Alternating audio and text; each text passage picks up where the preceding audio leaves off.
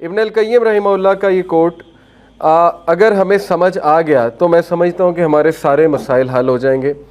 اور ہمیں کسی اور چیز کی ضرورت نہیں ہوگی۔ ابن القیم کہتے ہیں کہ in the heart are disorders that can not be remedied except by responding to Allah. یہ جو قلب ہے نا، یہ مرکز ہے، ہر چیز کا مرکز ہی ہے۔ یہ جو ہمارا قلب ہے، اس میں ایک اسپرچول کور اللہ نے بنایا، ایک ایسا سینٹر بنایا ہے جو سینٹر ہماری ہر ڈیسیجن میکنگ، فیصلے، کریٹیکل تھنکنگ، تھاٹ پروسیس، ایمان، ہدایت، ہر چیز اس پر ڈیپینڈنٹ ہے، ہمارے قلب پہ ڈیپینڈنٹ ہے۔ اسی لیے رسول اللہ صلی اللہ علیہ وسلم نے کہا کہ انسان کے جسم میں ایک لوتھڑا ہے، ایک گوشت کا ٹکڑا ہے، اگر وہ درست ہے تو اس کے سارے معاملات درست ہیں، اگر وہ درست نہیں ہے تو پھر اس کے سارے معاملات خراب ہیں، اور وہ قلب ہے، وہ ہارٹ ہے۔ اس لیے ساری چیزیں ہارٹ سے اوریجنیٹ ہوتی ہیں۔ اب تو سائنٹیفک پروف بھی ہے کہ ایون تھاٹس کا تعلق ہارٹ کے ساتھ ہے، انڈائریکٹلی بہت زیادہ تعلق ہے۔ یہ جو اسپرچول کور اللہ نے ہمارے اندر رکھا ہے، اسی لیے ہدایت کا تعلق قلب کے ساتھ ہے، اور قلب کی مختلف اقسام اللہ نے بتائیں۔ جب بھی اللہ نے بات کی نا کہ ہدایت کیوں نہیں پا رہے،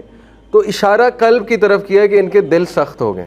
دلوں کی سختی کی بات کی ہے، اوکے۔ اور دلوں کے پھر ٹائپس بھی بتائی کہ کچھ دل ہیں کہ وہ انٹرنلی اتنے اچھے ہیں، اتنے گڈ ہیں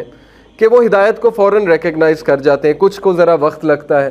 کچھ میں سے جب ہدایت یعنی وہی پاس کرتی ہے تب انہیں سمجھ آتی، کچھ ایکسپیرینسز سے سیکھتے ہیں وغیرہ وغیرہ۔ تو قلب کی ٹائپس ہیں، یعنی مائی پوائنٹ از کہ قلب ہمارا فوکل پوائنٹ ہے،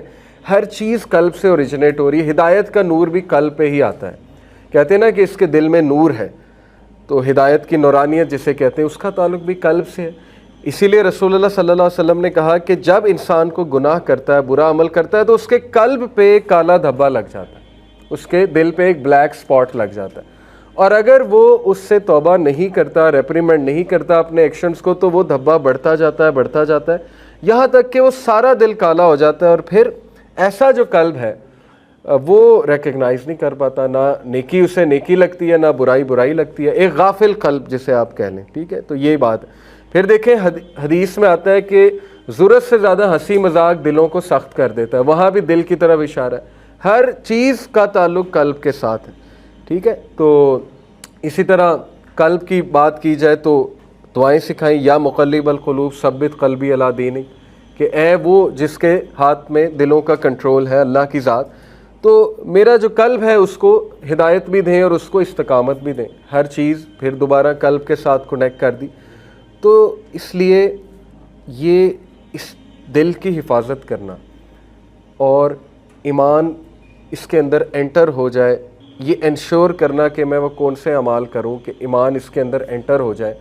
اور میرا دل ہدایت کی نورانیت سے جو ہے وہ لبریز ہو جائے، یہ ہے اصل میں سوچنے والی باتیں کہ وہ کیا چیزیں ہیں جس سے دل نرم پڑے اور میرا دل کہیں سخت نہ ہو جائے، اور میں ریفلیکشن بھی کروں، سیلف ریفلیکشن بھی کروں، سیکھوں بھی اپنے ایکسپیرینسز سے وغیرہ وغیرہ، یہ سارے جو ہیں وہ معاملات ہیں۔